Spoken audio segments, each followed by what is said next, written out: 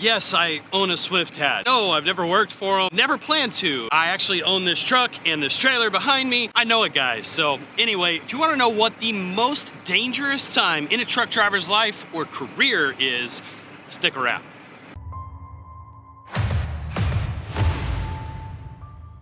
So statistically, there is actually a time in a truck driver's career when they become the most dangerous, and the answer is going to surprise you because it is not when they're first starting.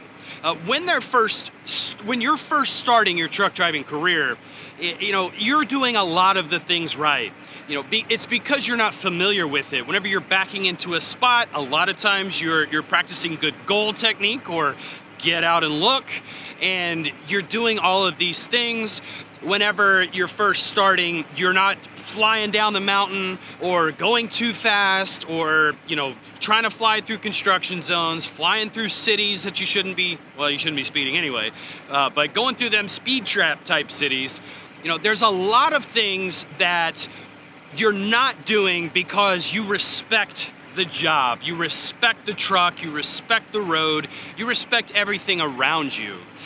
Actually, statistically, the most dangerous time in a truck driver's career is after year one and in between year one and year two. And the reason being is because you have some experience, so you're now comfortable with it. You should be, if you're driving a manual, you should be shifting fairly well.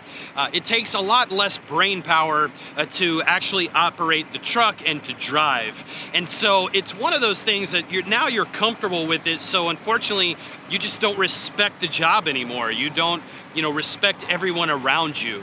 And there are some things that, I'm going to talk about some things that you should concentrate on, these specific areas that if you respect and you don't take for granted, then you're going to have a long and safe career out here as a truck driver. But the first one, and this is where the most accidents happen, are actually in parking lots or at shippers. It's when you're going backwards, and the easiest thing it's the easiest thing in the world to avoid, because you just literally just get out and look. I mean, it's literally like that simple. So if you just get out and look at where your trailer's going, look at where it's tracking, it's one of those things that you have to practice, and it just comes with time. It's not something nobody, whenever they first started driving a truck, was able to go that direction very efficiently. It takes time. And sure, some people are better than others, but nobody is above getting out and looking. I've been out here for about 8.5 years now. I still get out and look. I talked about this last year on YouTube. I talked about this 2 years ago on YouTube. Guess what? I still get out and look because there's just no excuse. And then on top of that, if you hit somebody's truck, they're gonna be pissed. I mean, they're gonna be really mad, especially you hit an owner-operator's truck. There's a lot more that's involved than just, oh, well, you'll just get the truck fixed. Well, it's not that easy, because if the wheels ain't turning, you're not earning. Neither are they. So, it's so easy to just get out and look. And then one other thing I'll add to that is be aware of your surroundings. When you go to set up for your back end, if it's an alley dock or a straight back or whatever, get out, but don't just look. Actually walk around the entirety of the truck. Sorry, there was a truck coming by. If you walk around the entirety of the truck, you can look and see where what is a danger to you, or what are you in danger of striking, backing into, what can pop up? Is there somebody out there walking their dog? Are there children running around? Are there light poles? Are there the little yellow posts? Whatever it is, just be aware of your surroundings, and especially at night, because things are easy to miss. And if you're aware of those things, then you're a lot less likely to back into them. Once you get back, your trailer's going back towards that parking spot, then just stop. Don't enter the parking spot. It's that easy, and it doesn't take that much longer. I don't care if there are 50 trucks lined up and they're lined up all the way back to the road across the interstate, whatever. Who cares? They can wait. Because it's your career, it's your CSA points, and it might actually, save you from getting into a fight. But just kidding, it's not necessarily that detrimental. But you know, it's such a simple and easy thing to do. Just pay attention whenever you're backing up. The next thing is whenever you're making your turns, and more importantly, your right-hand turns, because you know, a lot of times those are going to be much sharper, and you know, you may have to give yourself that room. So I'm going to try to paint this picture for you. And this is just this is gonna give you a general idea. If you're and I'm only gonna be talking about the lane of traffic, the direction that you're going in. If you're going and there's 2 lanes of traffic going your direction, and you're gonna make a right-hand turn and there's 2 lanes of traffic going in that direction, think of it this way: you need 4 lanes to turn. So if you look at the lanes that you're turning into, you've got 1, 2, okay? That means you're gonna be turning into that second lane. And then over here, you've got 3 and 4. You're gonna need to turn essentially from this lane to make your turn, because you need 4 lanes to turn. So you've got 2 here and 2 there. And you know, you've gotta watch out though. This is one of those things, it's tough for me to put this out there, because if you try to turn from this second lane over here and you leave that first lane wide open, cars are gonna cut you off. You may not be able to make that turn, especially if it's busy, if there's a lot of traffic. So it's one of those things, you have to be careful, but just understand that it takes 4 lanes to turn. And so, you know, once you get more comfortable with it, then you'll learn how to position that truck where your trailer is still blocking the other lane. What's called a button hook turn. Don't tell your company I said that, but it's just a reality. It's stuff that we have to do out here. So, you know, left-hand turns, they're much more simple. You know, you're pretty much always gonna have, you know, enough lanes to turn, even whenever you're turning on a 1 lane this way, and a 1 lane this way. You've still got your 1, 2, and then you've got the opposite lane of traffic, 3, and then the lane that you're turning in, 4. So left-hand turns you typically don't have to worry about. Something you may need to concern yourself with though is there a pole right there, or is there a nice curb right there that your trailer's gonna drift over and drive over. So turning is another area that you know, drivers just get very complacent with, and you think, oh, I'm good, and unfortunately, you're not. The third thing that I'm gonna caution you about, and this is something that if you're learning or you're new and you're driving an automatic transmission, then I'm gonna urge you to really stay on top of this from day one, and because this is a habit that most people have even just in their passenger vehicles at home, but that's following distance. Following distance is absolutely huge. You never know when that person in front of you is gonna slam on their brakes.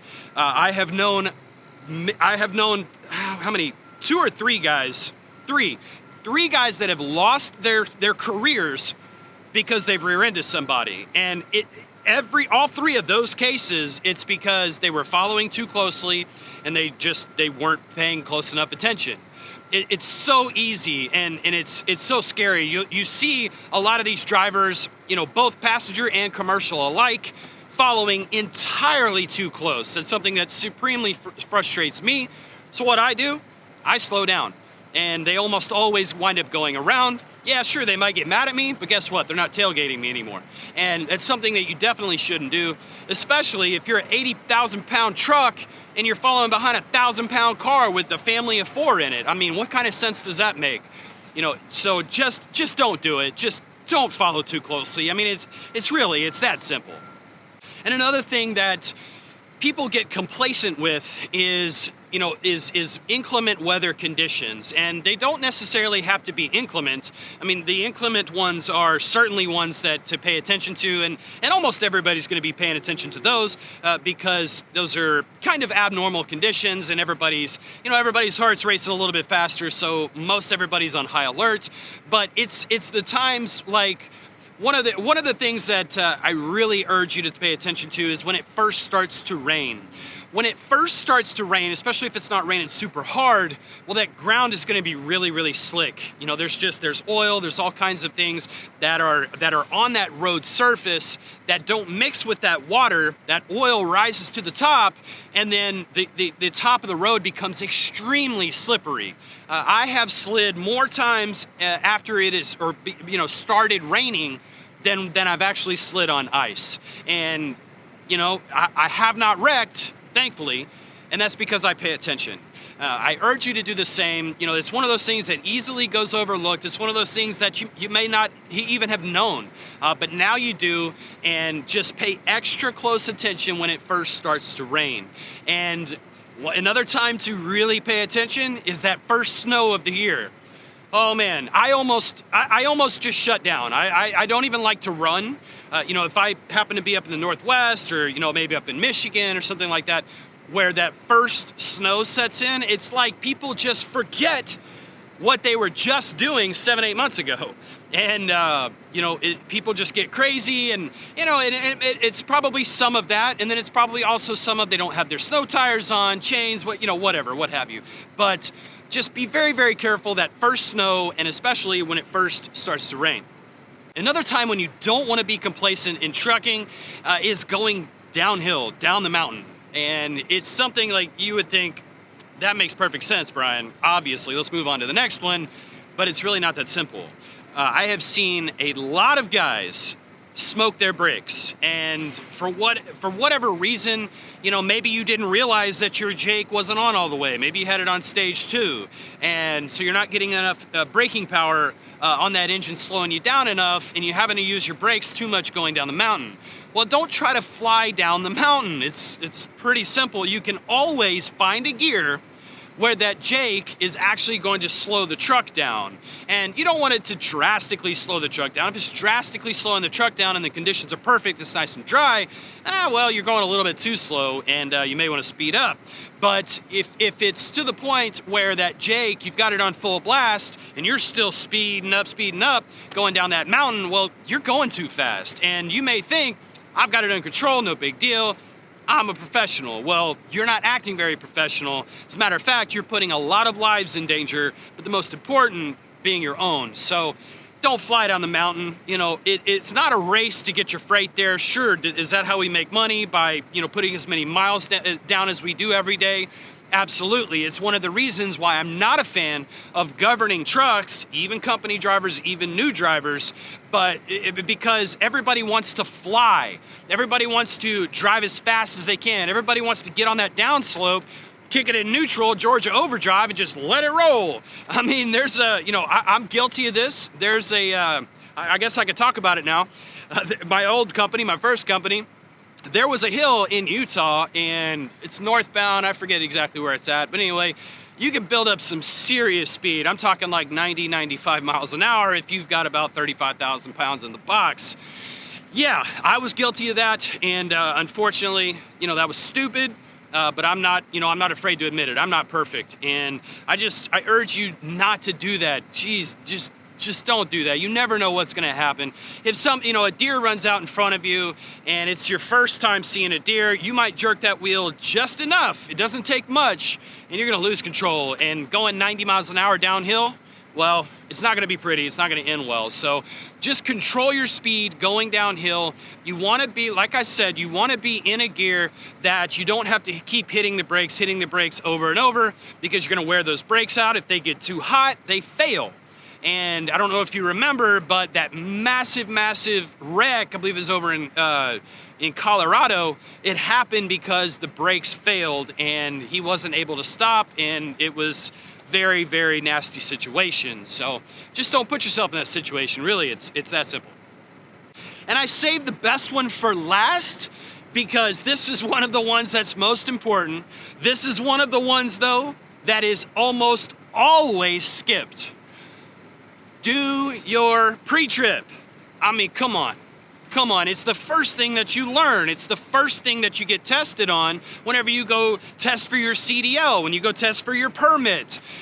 Just do your pre-trip. There's a reason why you spend a couple days on that from the start, because it's the easiest way to avoid dangerous situations.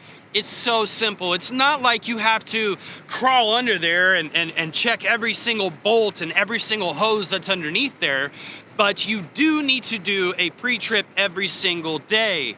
And if you get in the habit of this, if you get in a good habit of doing a nice thorough pre-trip, doesn't have to be extreme, but if you do a nice thorough pre-trip, every single day. You're gonna save yourself a lot of downtime. You're gonna make more money. And then if you do decide to make that transition to owner-operator, it's gonna be, you know, once you get your own truck, you're gonna be on top of it. You're gonna see things. You're gonna find nails in tires. You're gonna find small coolant leaks. You're gonna find oil leaks. You're gonna find air leaks. All of these things are things that lead to higher maintenance or downtime. And it doesn't matter if you own the truck or not, downtime does you zero good because you make zero money. So the pre-trip is definitely one of the most important things. It's not necessarily the most dangerous, but it's one of those things that is most easy to get complacent with. And I definitely needed to include it in this video because I highly urge you not to skip your pre-trip. But if you enjoyed the video, please give it a thumbs up.